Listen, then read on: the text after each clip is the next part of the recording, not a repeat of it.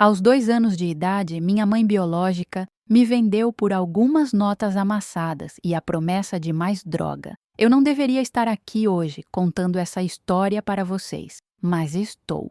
E se você está me ouvindo agora, por favor, deixe seu like, se inscreva no canal e me conte nos comentários de qual cidade você está assistindo. Sua presença aqui significa mais do que você imagina, porque histórias como a minha precisam ser contadas para que outras pessoas saibam que é possível sobreviver ao impossível.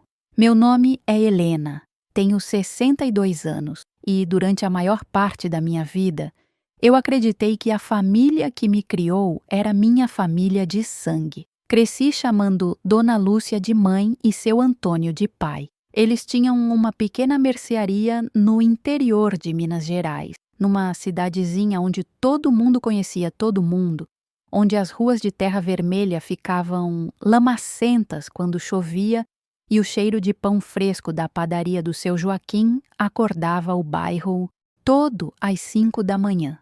Minha primeira memória de verdade, aquela que fica gravada na alma como uma fotografia desbotada, é de estar sentada no colo da minha mãe Lúcia, no alpendre de madeira da nossa casa. Eu devia ter uns 4 anos, talvez 5. Ela estava descascando batatas para o almoço e eu ficava olhando os movimentos firmes e precisos das mãos dela, aquelas mãos ásperas de tanto trabalhar, mas que me acariciavam com uma delicadeza que eu nunca esqueci. O sol da tarde entrava pelas frestas do telhado de zinco e desenhava listras douradas no chão de cimento queimado. Eu podia sentir o calor do corpo dela atravessando o vestido simples de algodão florido que ela sempre usava e aquele cheiro que era só dela, uma mistura de sabão de coco, suor honesto de trabalho e algo adocicado que eu nunca consegui identificar, mas que significava segurança. Você está em casa, minha filha, ela me dizia enquanto afastava uma mecha de cabelo do meu rosto. Sempre em casa, sempre segura. E eu acreditava naquelas palavras com cada fibra do meu ser pequeno e ainda inocente. A mercearia ficava na frente da casa, separada apenas por uma porta de vidro fosco que rangia toda vez que alguém entrava. Eu passava horas brincando entre as prateleiras, construindo casinhas com latas de sardinha e caixas de fósforo, criando histórias inteiras com os produtos que meu pai organizava com tanto capricho. Ele era um homem de poucas palavras, seu Antônio, mas seus olhos diziam tudo. Quando ele sorria para mim, coisa rara, mas preciosa, era como se o mundo inteiro fizesse sentido. Ele tinha aquele jeito quieto de demonstrar amor, colocando um doce extra no meu bolso quando achava que ninguém estava vendo, ou me deixando ajudar a pesar o arroz na balança antiga de ferro, mesmo sabendo que eu mais atrapalhava do que ajudava. Nossa vida era simples, mas era completa. Acordávamos com o canto do galo do vizinho, aquele barulho estridente que parecia furar os tímpanos, mas que significava um novo dia, uma nova chance. Minha mãe Lúcia me acordava com um beijo na testa e um copo de leite ainda morno, tirado da vaca do seu Manuel que pastava no terreno ao lado. O leite tinha aquele sabor forte, integral, que deixava um bigodinho branco acima dos meus lábios e me fazia sentir criança de verdade. Nas manhãs de sábado, meu pai me levava para pescar no rio que cortava a propriedade do seu Geraldo, uns 3 quilômetros da nossa casa. Caminhávamos pela estrada de terra, eu, com minhas perninhas curtas, tentando acompanhar as passadas largas dele, enquanto ele carregava as varas de bambu e uma lata velha de tinta cheia de minhocas que tínhamos cavado juntos no quintal.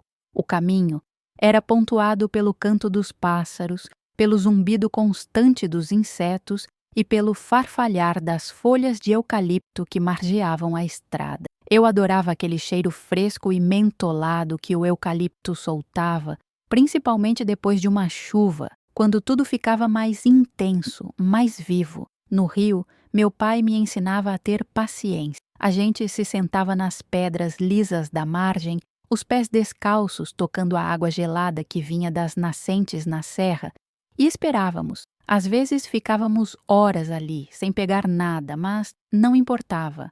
Ele colocava a mão grande e calejada sobre a minha e dizia: "A vida é assim, ele. A gente planta, cuida, espera, e quando menos espera, vem a recompensa." Eu não entendia completamente o que ele queria dizer naquela época.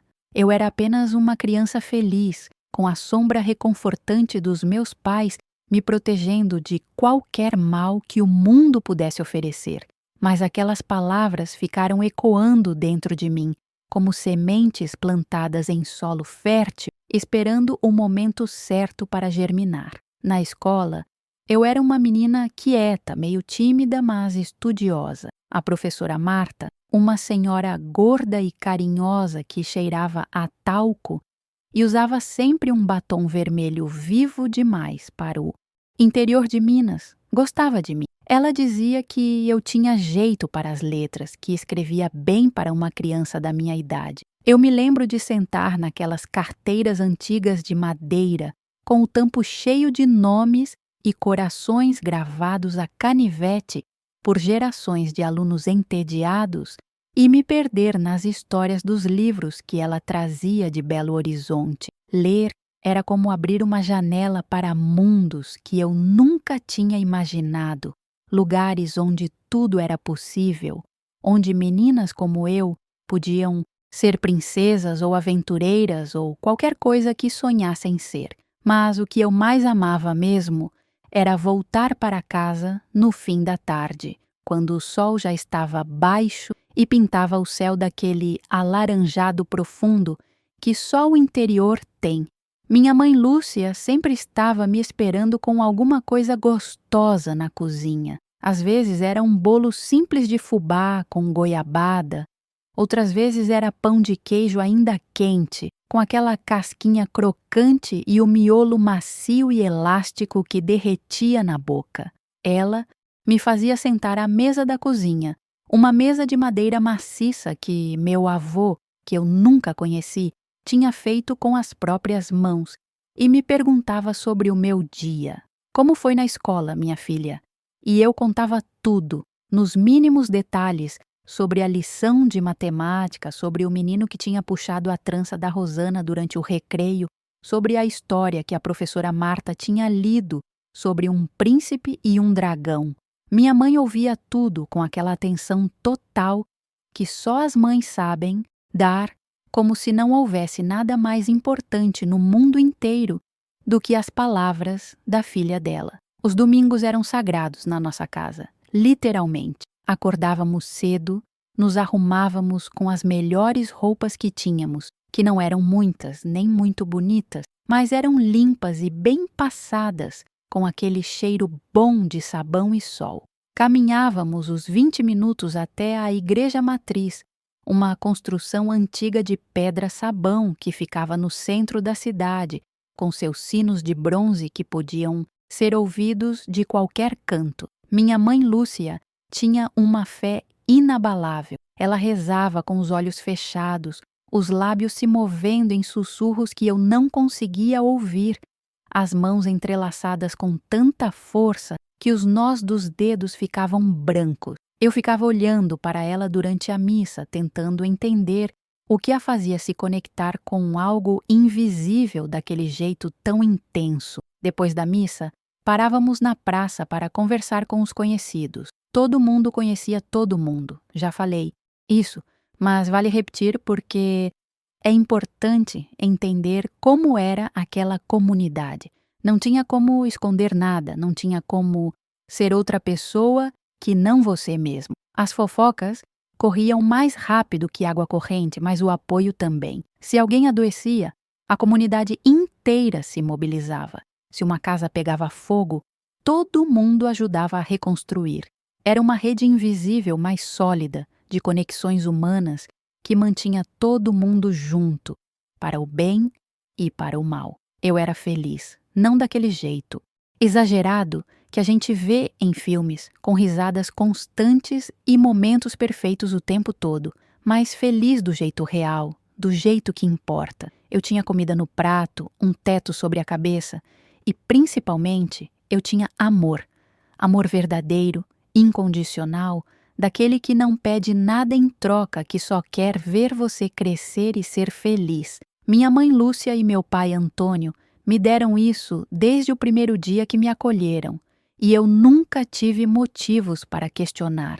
Mas a vida tem um jeito cruel de virar tudo de cabeça para baixo, justamente quando a gente menos espera. E comigo não foi diferente. Aos 11 anos, minha vida inteira, tudo que eu acreditava ser verdade sobre mim mesma, começou a rachar como um espelho velho exposto ao sol forte demais. Pequenas rachaduras no início, quase imperceptíveis, mas rachaduras que logo se transformariam em abismos profundos e escuros, capazes de engolir a menina que eu era e cuspir alguém completamente diferente. Foi numa tarde de terça-feira, eu me lembro com clareza assustadora. O céu estava carregado, aquelas nuvens pesadas e cinzentas que anunciavam tempestade. O ar estava úmido e abafado, grudando na pele como uma segunda camada. Eu estava ajudando minha mãe a estender roupa no varal do quintal quando uma mulher apareceu na porta dos fundos.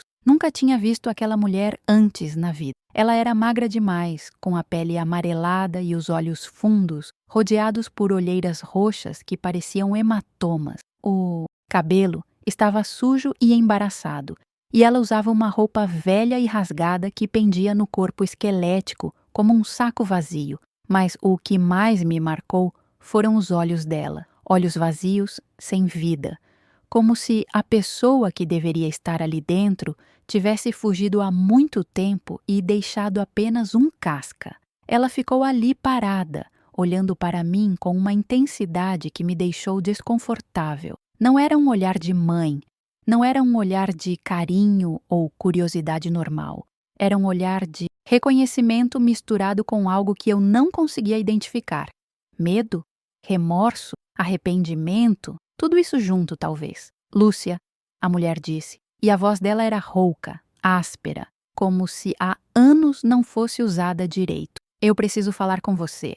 Minha mãe largou o lençol que estava estendendo e ficou rígida. Vi o rosto dela perder toda a cor num instante, como se o sangue tivesse sido drenado das veias. As mãos começaram a tremer levemente e ela apertou o pregador de madeira com tanta força que ele se partiu ao meio com um estalo seco. Você não devia estar aqui, minha mãe disse, e a voz dela tinha uma firmeza que eu raramente ouvia. Não depois de tudo. Eu sei, a mulher respondeu, mas o olhar dela não saía de mim. Eu sei que não tenho direito, mas eu precisava ver, só uma vez, só para ter certeza de que ela está bem.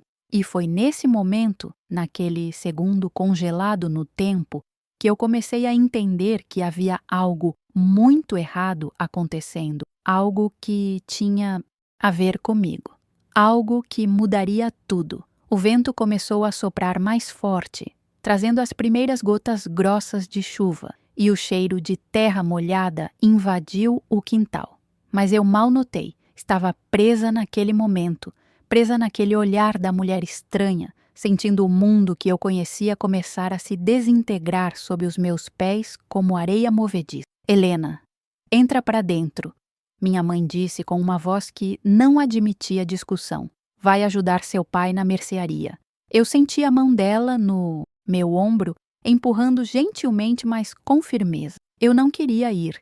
Queria ficar ali, entender o que estava acontecendo, entender quem era aquela mulher e por que minha mãe tinha ficado tão branca, tão assustada. Mas obedeci. Sempre obedeci minha mãe Lúcia. Caminhei até a porta da cozinha sentindo os olhos daquela mulher queimando nas minhas costas, como duas brasas vivas perfurando minha nuca. Entrei na casa e fui direto para a mercearia, mas fiquei escondida atrás da porta de vidro, fosco, tentando ouvir a conversa. A chuva já caía forte agora, tamborilando no telhado de zinco com aquele barulho ensurdecedor que abafava quase tudo. mas eu conseguia captar fragmentos, palavras soltas que flutuavam até mim como destroços de um naufrágio. Dinheiro, droga, criança, perdão.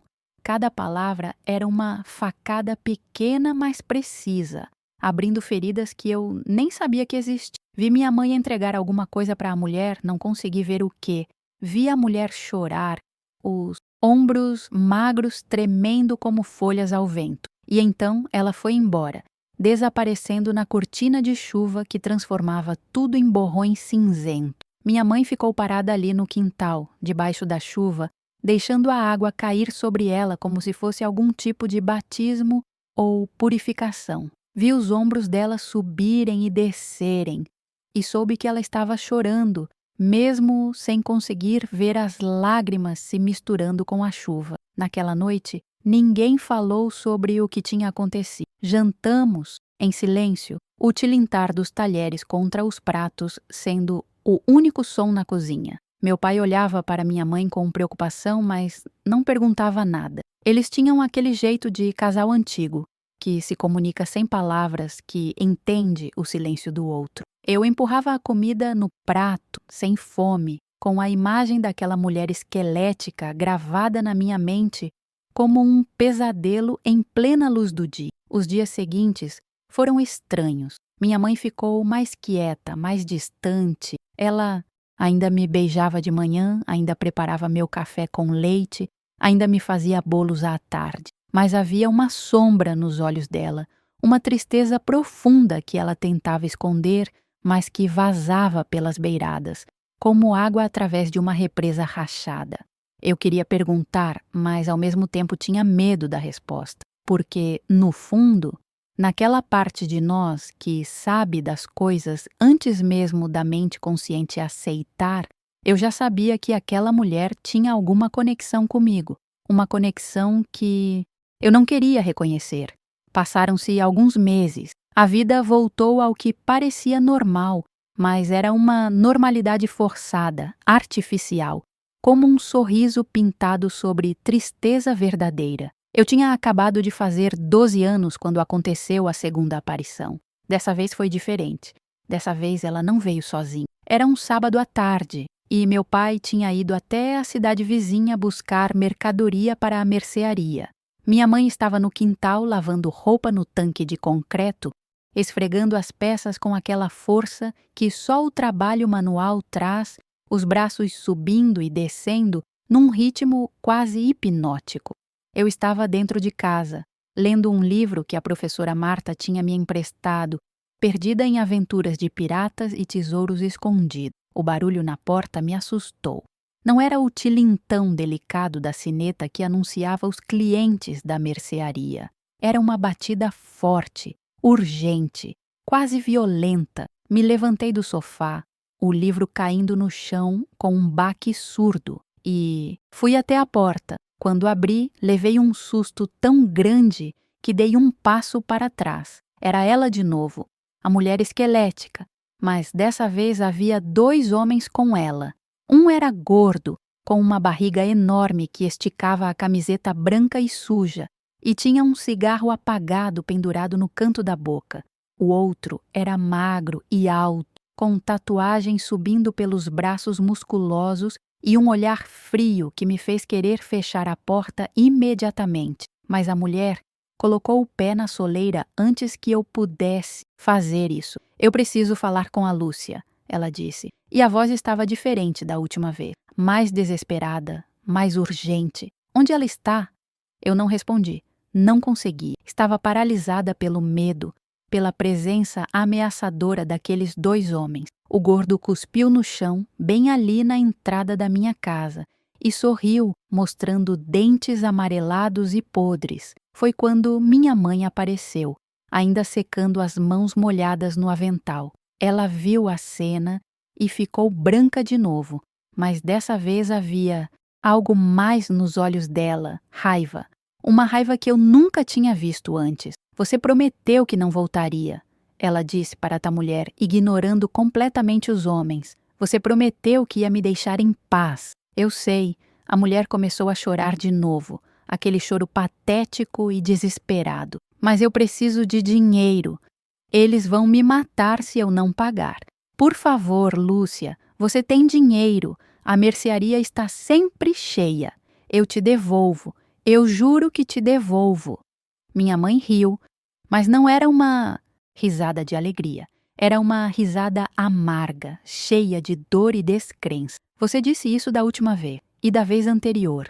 Quantas vezes eu já te ajudei, Marlene? Quantas vezes eu coloquei dinheiro na sua mão sabendo exatamente para onde ir? Então aquela mulher tinha nome, Marlene. Um nome comum, um nome que poderia pertencer a qualquer pessoa. Mas havia algo na forma como minha mãe disse aquele nome, com tanta familiaridade misturada com tanto desprezo, que me fez entender que a história, entre elas, era antiga e complicada.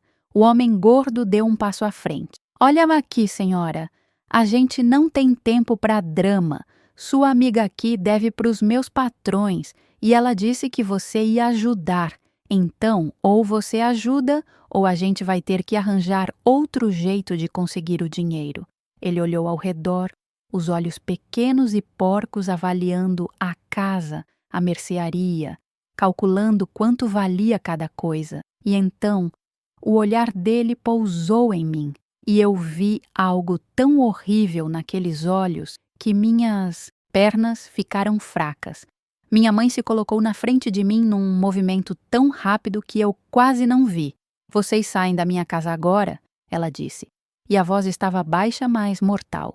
Ou eu chamo a polícia. O homem magro das tatuagens riu. Polícia? Aqui, dona. A viatura mais próxima está a 40 minutos daqui. Muita coisa pode acontecer em 40 minutos. Foi quando ouvi o som mais bonito do mundo naquele momento. O ronco do caminhão do meu pai entrando na garagem. A porta do motorista batendo. Passos pesados se aproximando. Meu pai apareceu na porta.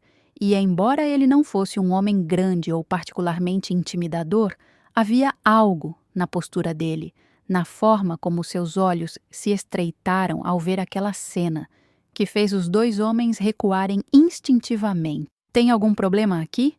Ele perguntou, e a voz saiu calma, mas perigosa. Marlene começou a soluçar mais alto, balançando a cabeça. O homem gordo levantou as mãos num gesto de rendição falso. Sem problema? Chefe, a gente já estava indo, mas isso aqui não terminou, ele disse, olhando para minha mãe. Seu amiguinha aqui ainda deve, e dívida sempre é paga, de um jeito ou de outro. Eles foram embora, arrastando Marlene com eles. Ela se virou uma última vez antes de desaparecer na esquina. E o olhar que me lançou era tão carregado de emoções conflitantes que eu não consegui decifrar nem metade. Meus pais ficaram ali parados, na porta da casa, segurando um no outro como se fossem desmoronar se soltassem. Naquela noite, depois do jantar, depois de me mandarem para o quarto, eu fiquei acordada, ouvindo a conversa deles na cozinha. As paredes da casa eram finas, e as vozes viajavam facilmente no silêncio da noite. Não conseguia entender tudo, mas peguei fragmentos suficientes para montar um quebra-cabeça terrível. Ela vendeu a própria filha, Antônio. Vendeu por droga. Como uma pessoa faz isso? Era a voz da minha mãe, quebrada pelo choro. Nós salvamos aquela criança. Nós demos amor, demos lar, demos tudo o que ela nunca teria. E agora essa mulher volta querendo destruir tudo? Meu coração parou. Literalmente parou por um segundo antes de voltar a bater, mas dessa vez acelerado, descompassado, como se estivesse tentando pular para fora do peito. Filha, vendeu, salvamos. As palavras giravam na minha cabeça como um carrossel quebrado, cada volta trazendo uma nova onda de náusea e compreensão. Precisamos contar para ela, meu pai disse, e a voz dele estava cansada, pesada. Ela já tem idade para entender. Não é justo manter isso escondido mais tempo. Não. Minha mãe respondeu rápido demais, alto demais. Ela é nossa filha. Nossa. Não importa o sangue, não importa como ela veio pra gente. Ela é nossa e pronto. Mas ela tem direito de saber a verdade, Lucy. E se aparecer outra pessoa? E se Marlene voltar? Você quer que a Helena descubra assim, de surpresa, sem estar preparada? Minha mãe não respondeu, apenas soluçou mais alto. Deitei na cama no escuro, encarando o teto rachado onde uma pequena teia de aranha balançava com a brisa que entrava pela janela. Eu sabia, agora eu sabia. Não todos os detalhes, não a história completa, mas sabia o essencial. Aquela mulher, Marlene, não era uma estranha qualquer. Ela era minha mãe biológica.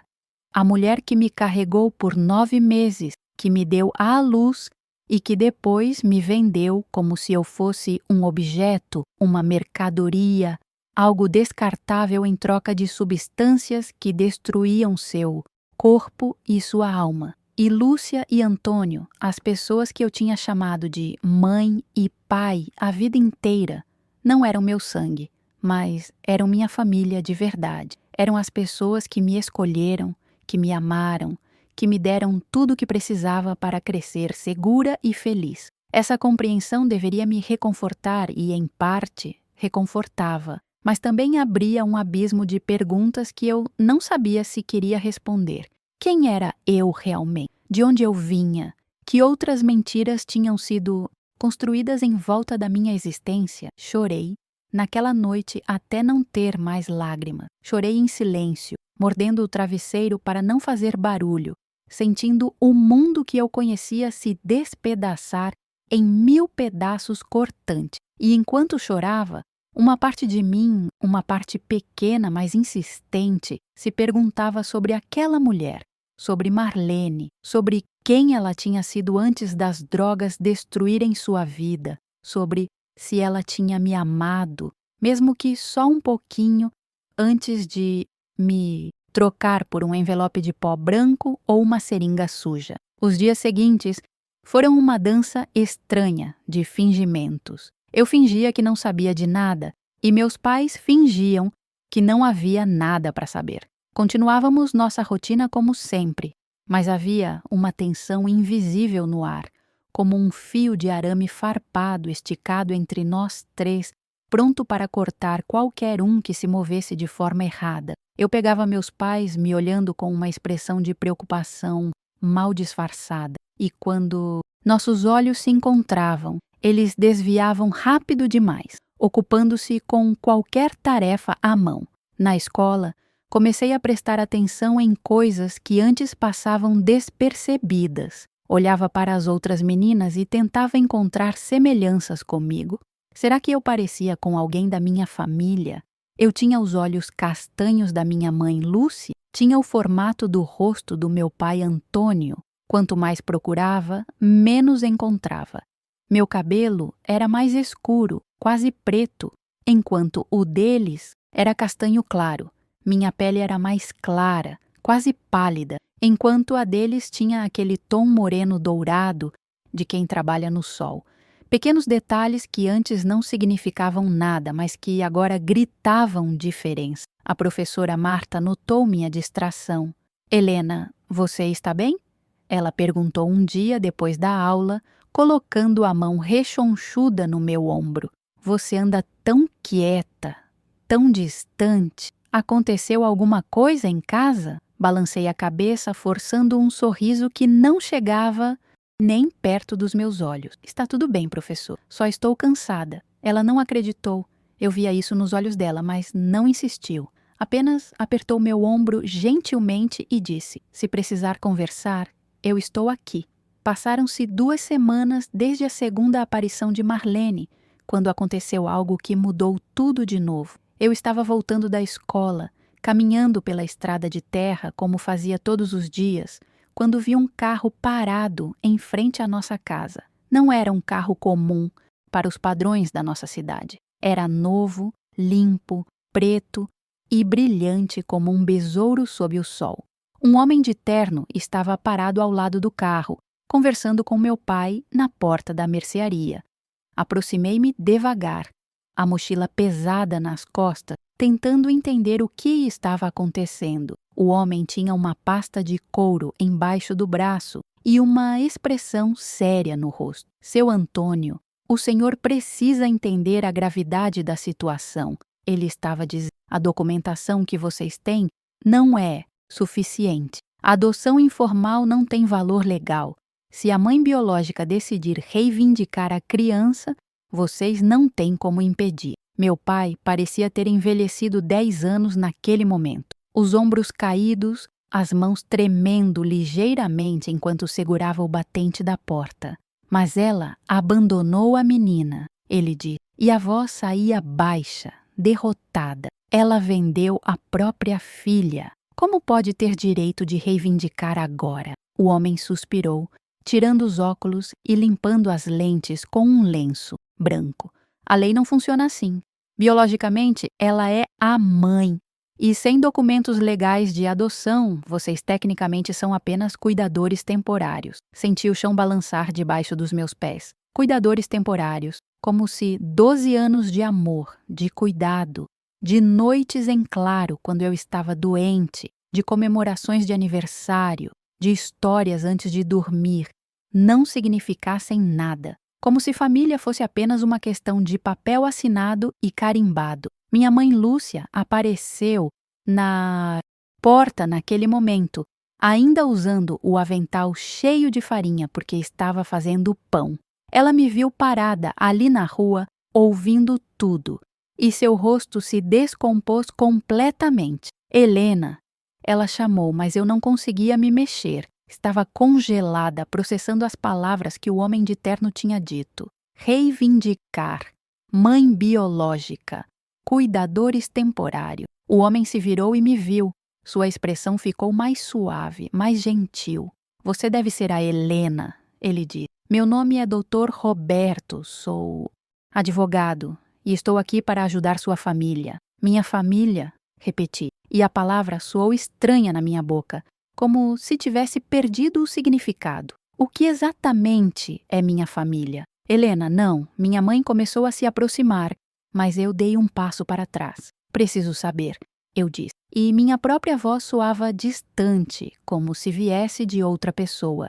Preciso saber a verdade, toda a verdade. O silêncio que se seguiu foi tão pesado que parecia ter substância física, pressionando contra meu peito e dificultando a respiração. Finalmente, meu pai fez um gesto para o advogado. Pode ir, Dr. Roberto. A gente resolve isso depois. O homem hesitou, olhando de mim para meus pais, claramente desconfortável com a situação.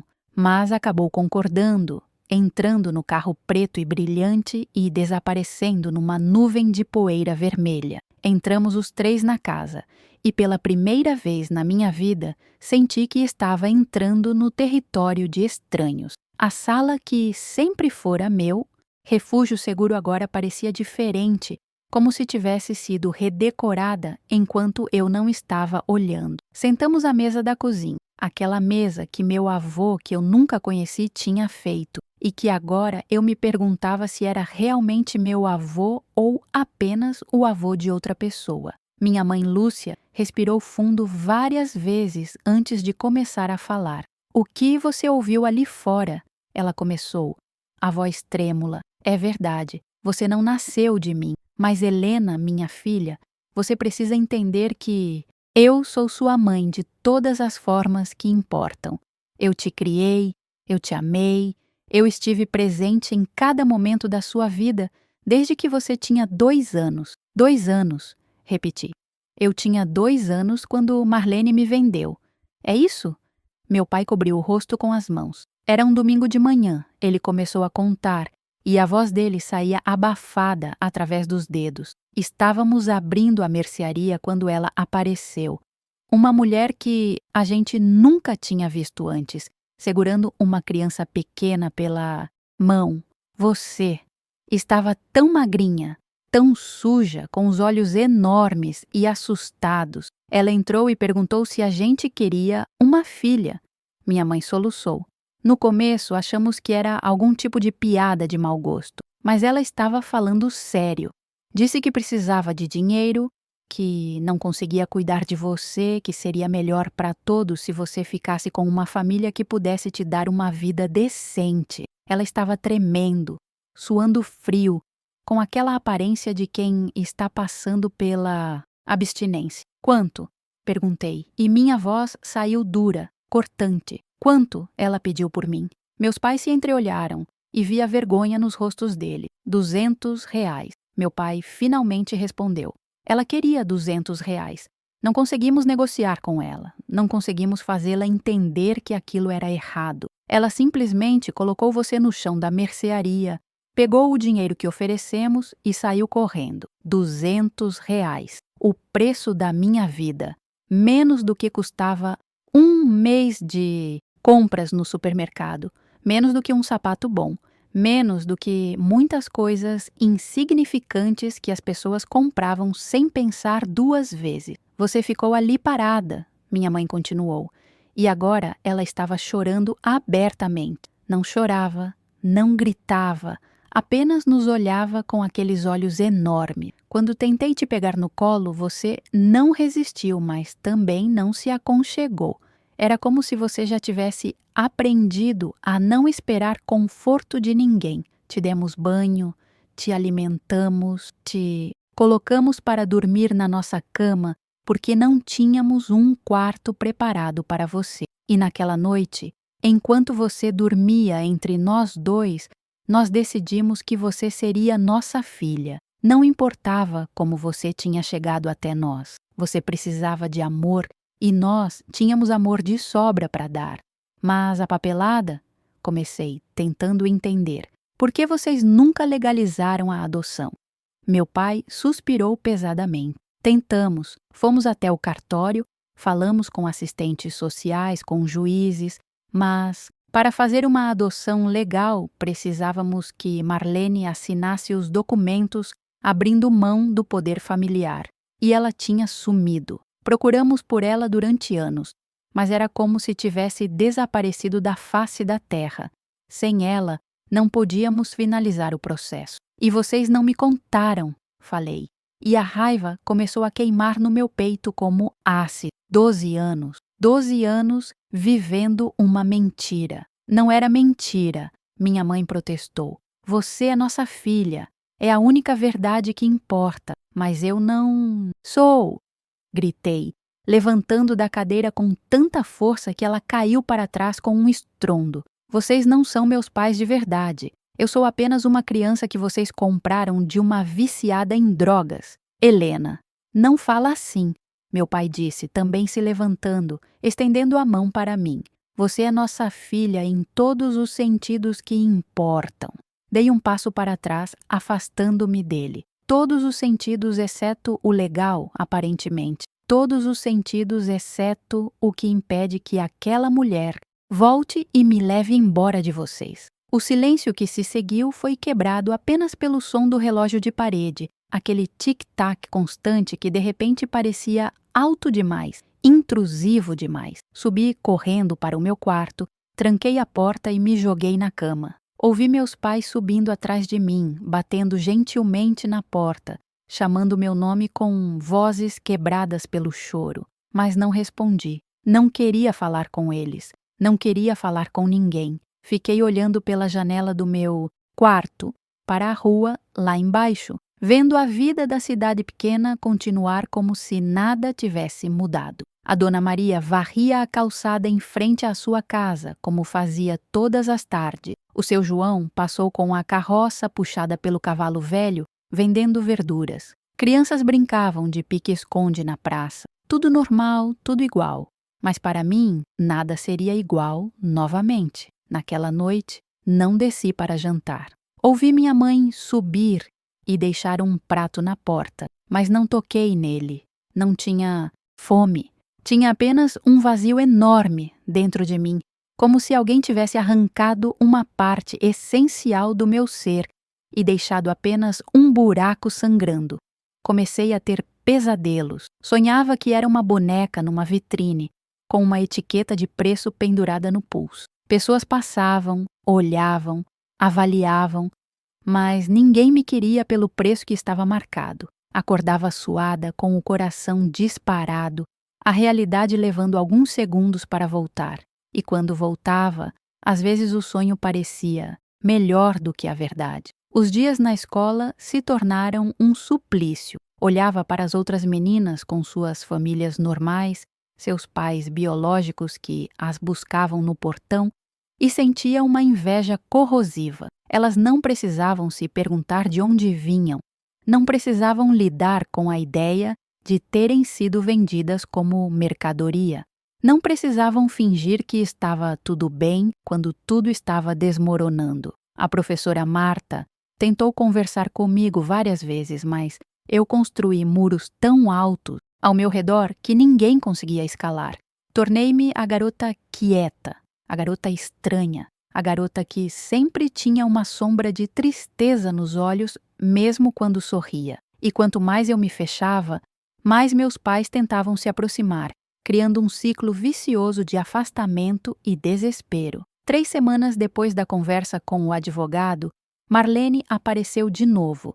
Dessa vez era de madrugada, e ela estava sozinha. Acordei com o som de pedras batendo na minha janela. Levantei confusa, ainda meio adormecida, e quando olhei para fora, a vi ali embaixo, cambaleando na rua escura, iluminada apenas pela luz fraca do poste. Helena, ela chamou, e a voz estava pastosa, arrastada. Minha filha, minha menininha. Desci as escadas em silêncio, sem acordar meus pais. Não sei por que fiz isso. Talvez curiosidade. Talvez necessidade de confrontar a fonte de toda aquela dor. Talvez apenas a vontade irracional de entender quem era aquela mulher que me havia trazido ao mundo e depois me descartado. Abri a porta devagar e o ar frio da madrugada me atingiu como um tapa. Marlene estava encostada no poste e, quando me viu, seu rosto se iluminou com um sorriso torto e desdentado. Você veio, ela disse, e havia genuína surpresa na voz. Minha linda menina veio falar com a mamãe. Não sou sua menina, falei. E as palavras saíram mais duras do que eu pretendia. E você não é minha mãe. O sorriso dela vacilou, mas não desapareceu completamente. Eu sou sim. Eu te carreguei aqui, dentro, ela disse, batendo na barriga magra e côncava. 9 meses te carregando. Isso me faz sua mãe. Me aproximei e agora podia ver os detalhes que a distância e a escuridão escondiam. Os braços cheios de marcas de agulha, algumas ainda vermelhas e inflamadas, as mãos tremendo constantemente como folhas ao vento, os olhos vidrados, as pupilas dilatadas demais ou contraídas demais, eu não sabia distinguir. O cheiro azedo de suor velho, urina e algo químico que queimava minhas narinas. Você me vendeu, falei, e cada palavra era uma acusação. Me vendeu por R$ 200 para comprar droga. Ela piscou algumas vezes, como se estivesse tentando focar em algo muito distante. Eu estava doente, ela murmurou. Muito doente. Você não entende o que é precisar de algo tão desesperadamente que você faria qualquer coisa para conseguir. Qualquer coisa. Até vender a própria filha. Ela assentiu lentamente e, por um momento, vi algo nos olhos dela que poderia ser remorso, mas passou tão rápido que talvez eu tenha imaginado. Eu sabia que você ficaria melhor com eles, ela disse, gesticulando vagamente para casa. Pessoas boas, com dinheiro, comida, uma casa de verdade. O que eu tinha para te oferecer? Um barraco sem luz, sem água, sem nada. Você teria morrido comigo. Talvez fosse verdade. Talvez ela tivesse me salvado, à sua maneira distorcida e doentia. Mas isso não mudava o fato de que ela tinha me transformado em mercadoria, tinha colocado um preço na minha existência. Você poderia ter me deixado em um abrigo, falei. Poderia ter pedido ajuda, mas não. Você escolheu me vender. Marlene deu de ombros, aquele gesto desleixado de quem já havia desistido de se justificar. Precisava do dinheiro naquele dia, naquela hora. Não podia esperar. Ela se afastou do poste e cambaleou alguns passos em minha direção. Mas agora estou aqui. Estou tentando conhecer você. Não conta isso? Dei um passo para trás instintivamente. Conhecer? Você quer me conhecer ou quer dinheiro? Ela parou e algo mudou na expressão dela. A máscara de mãe arrependida caiu e vi a verdade nua por baixo. Podia ser as duas coisas, ela disse com um sorriso cínico. Você é minha filha.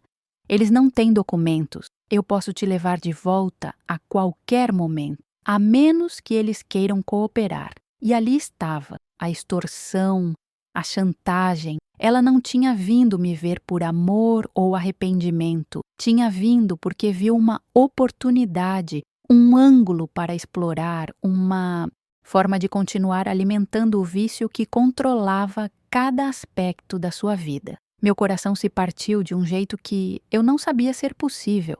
Não por perder algo, mas por nunca ter tido em primeiro lugar.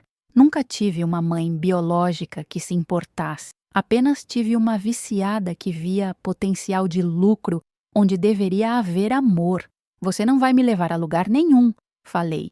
E minha voz saiu mais firme do que eu me sentia. E não vai conseguir mais dinheiro deles. Vou contar para todo mundo o que você fez, o que você é. Ninguém nessa cidade vai te ajudar. Os olhos dela se estreitaram perigosamente. Você não sabe com quem está mexendo, menina. Eu tenho amigos, pessoas que devem favores. Posso fazer sua vidinha perfeita virar um inferno. Minha vida já é um inferno, respondi, sentindo lágrimas quentes escorrerem pelo meu rosto. Graças a você, graças ao que você fez. Eu era feliz sem saber a verdade. Agora carrego isso todos os dias, sabendo que não valho nem 200 míseros reais para a pessoa que deveria me amar mais que tudo. Marlene me olhou por um longo momento e por um segundo, apenas um segundo, vi a pessoa que ela poderia ter sido antes das drogas consumirem tudo. Uma mãe de verdade, uma pessoa capaz de amor. Mas então ela cuspiu no chão, virou as costas e começou a se afastar mancando. Você não vale o trabalho mesmo. Ela murmurou alto o suficiente para eu ouvir. Sempre foi mais problema do que benefício. Fiquei ali parada na rua vazia, vendo ela desaparecer na escuridão, e senti algo se solidificar dentro de mim. Não era raiva, não era tristeza. Era uma espécie de aceitação fria e dura. Marlene não era minha mãe e nunca seria.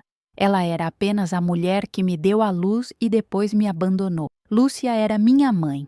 Antônio era meu pai.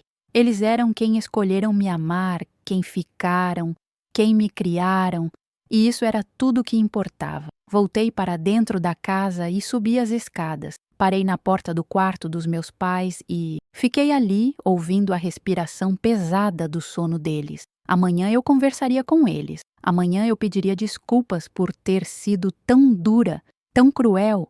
Amanhã começaríamos a consertar o que havia sido quebrado, porque família não era sobre sangue ou documento. Era sobre escolha, sobre amor, sobre estar presente, mesmo quando tudo desmoronava. E eles tinham feito essa escolha todos os dias durante 12 anos. Agora, era minha vez de escolher também. Na manhã seguinte, acordei com o cheiro de café fresco e pão quentinho. Desci para a cozinha e encontrei meus pais sentados à mesa, mas sem tocar na comida. Eles pareciam ter envelhecido durante a noite, com olheiras profundas e expressões de quem não havia conseguido dormir. Quando me viram, ambos se levantaram ao mesmo tempo, mas ficaram parados, sem saber o que dizer ou fazer. Eu encontrei com ela ontem de madrugada, falei, e vi o medo instantâneo nos olhos deles. Marlene apareceu jogando pedras na minha janela. Conversamos. Minha mãe levou a mão à boca, abafando um gemido. Helena, por que você não nos acordou? Por que você foi sozinha falar com aquela mulher? Porque eu precisava, respondi simplesmente. Precisava entender quem ela realmente era. E agora eu sei. Sentei à mesa e eles fizeram o mesmo, ainda tensos, esperando. Ela só quer dinheiro, continuei. Ameaçou me levar embora se vocês não cooperarem. Mas eu vi nos olhos dela que ela não quer uma filha. Ela quer uma moeda de troca. E eu não sou isso. Não sou mercadoria. Sou uma pessoa, uma filha. A filha de vocês. Minha mãe começou a chorar. Aquele choro silencioso onde as lágrimas apenas escorrem sem parar. Meu pai pegou a mão dela e depois estendeu a outra para mim. Helena, ele disse com a voz embargada. Nós vamos resolver isso. O Dr. Roberto disse que podemos entrar com um processo provar abandono, provar que ela não tem condições de te criar. Não vai ser fácil, mas vamos lutar. Balancei a cabeça. Eu sei, e eu vou lutar com vocês, porque vocês são meus pais, os únicos que eu quero ter. Minha mãe se levantou da cadeira tão rápido que ela quase tombou, veio até mim e me envolveu num abraço tão apertado que mal consegui respirar, mas não me importei. Abracei de volta, sentindo o corpo dela tremer com o soluço, sentindo o amor que sempre esteve ali, mesmo quando eu estava cega demais pela raiva para enxergar. Os meses seguintes foram difíceis. O processo legal foi longo, doloroso, cheio de burocracias e audiências. Tive que sentar numa sala fria e formal e contar para estranhos sobre minha vida, sobre como me sentia, sobre quem eu queria que fossem meus pais. Marlene apareceu em algumas audiências, sempre cambaleante, sempre fora de si, fazendo cenas que só provavam o que todos já sabiam. Ela não tinha condições de cuidar de uma planta, quanto mais de uma criança. Mas houve um momento, numa dessas audiências, que ficou gravado na minha memória. O juiz perguntou a ela, diretamente, por que você quer sua filha de volta agora, depois de tantos anos? E ela, com uma honestidade brutal que ninguém esperava, respondeu, não quero ela de volta. Só queria que eles me pagassem para ir embora e nunca mais voltar. O silêncio na sala foi absoluto. Até o juiz, que provavelmente já tinha visto de tudo em sua carreira, ficou chocado. Foi naquele momento que percebi que eu era livre. Livre da ilusão, livre da expectativa, livre da esperança impossível de que algum dia Marlene seria a mãe que eu nunca tive. Ela nunca seria, e estava tudo bem. O juiz concedeu a guarda definitiva aos meus pais 3 meses depois. Marlene assinou os papéis abrindo mão do poder familiar em troca de uma quantia que meus pais, com muita dificuldade, conseguiram juntar. Foi como comprar minha liberdade pela segunda vez, mas dessa vez foi diferente. Dessa vez foi uma escolha consciente de todos os envolvidos. E dessa vez tinha papéis legais que ninguém poderia contestar. Nunca mais vi Marlene depois daquele dia. Soube anos depois, através de fofocas que chegaram até nossa cidade, que ela havia morrido de overdose num beco sujo de uma cidade grande. Senti tristeza, não pela mulher que ela era, mas pela pessoa que ela poderia ter sido, pela mãe que eu poderia ter tido se as circunstâncias fossem diferentes, mas não senti culpa. Não era minha responsabilidade salvá-la, nunca foi. Cresci naquela casa, naquela cidade pequena onde todo mundo conhecia todo mundo. Terminei a escola, fui para a faculdade numa cidade maior, me formei professora como a minha querida professora Marta.